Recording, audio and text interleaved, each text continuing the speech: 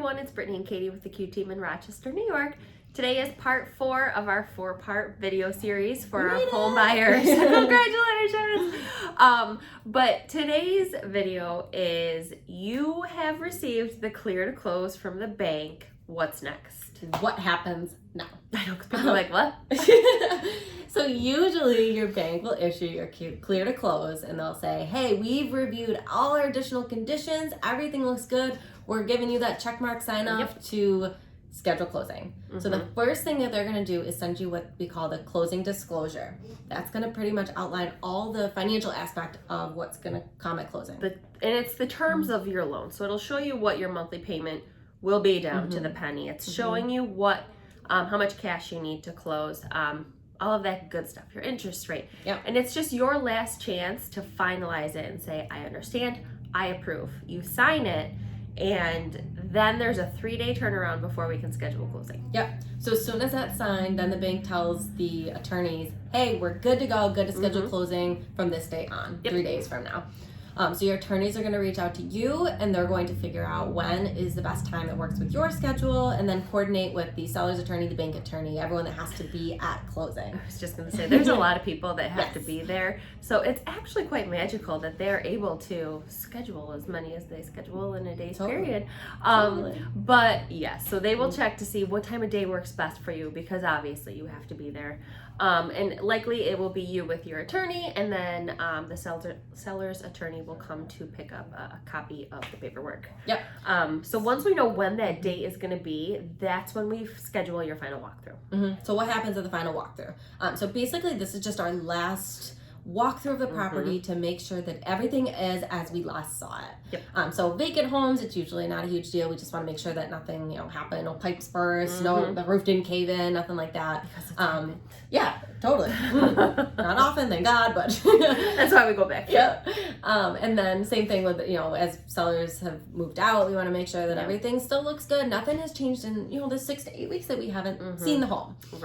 So we're going to do things like, run all the plumbing fixtures, take the meter readings for when you transfer RG&E and the water over. Run the heat and the AC. Any repairs that were negotiated for the on the home inspection, we're going to make sure that those were done.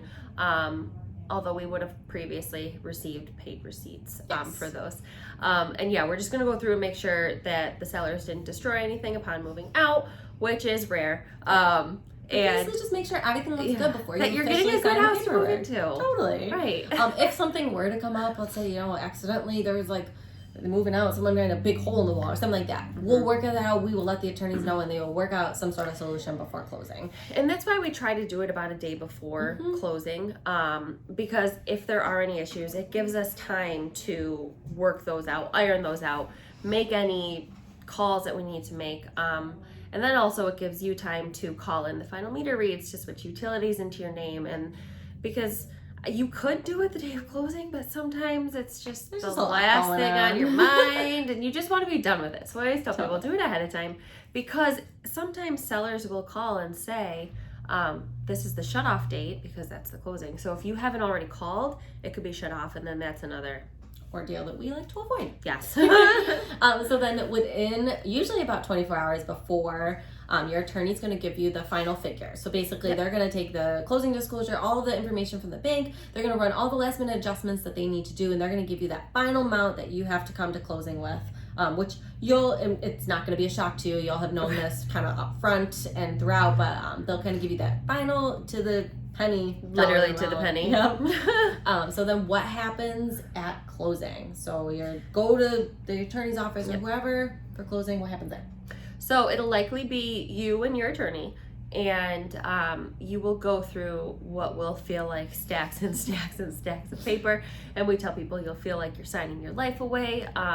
Because you will, but basically they're just going through and they're going through everything that everyone's been working on. So they're going through all of the bank documents that you need to sign. They're going through like the mortgage stuff that you have to sign. They're going through everything on your end. They're showing you the deed, the title, the survey, everything that they've been working on. They're going through all of it with you and you're signing it, acknowledging, okay, I understand. Okay, I am acknowledging that I'm getting a copy of this one, and you have to sign 2 copies of some of them because the other attorney needs them. but it's all normal. It's Yeah. all fine. And your attorney is going to walk through each step, explain all the documents for Yes. you as you're signing. So you're basically, it's just going to kind of be a lot of signing of paperwork.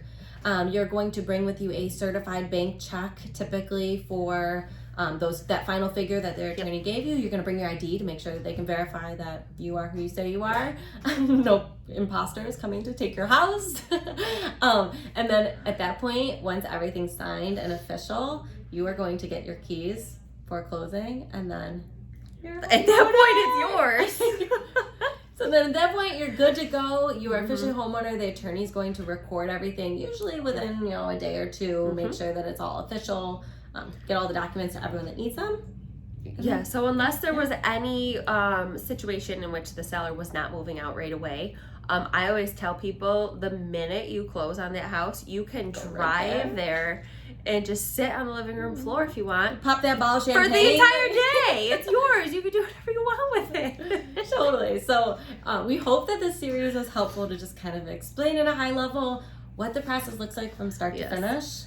We walk you through every step of the way as we go through it. So you don't need to memorize this. You could watch it as many times as you want, but you don't need to. But I'm sure you want to. Right.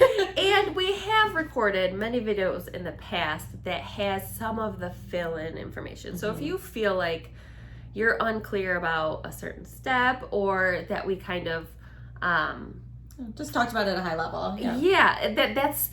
That's because we have a recording of us explaining it further. So just ask us for it. We are happy to send you our faces as many times as you need us to. Totally. And we will go through this with you. Like, when you start this process, we're going to go through every step of the way. Yes. So you don't need to know this. We'll walk you through it when the time comes. But we hope you enjoy it. Yes. So congratulations if you are starting the process, or if you're in the process right now. And if you're not, please reach out. We'd love to get you started with step 1 or step 2 or wherever you are. Get you to step 4. Right. We want to get you to closing. Awesome. Talk to you guys soon.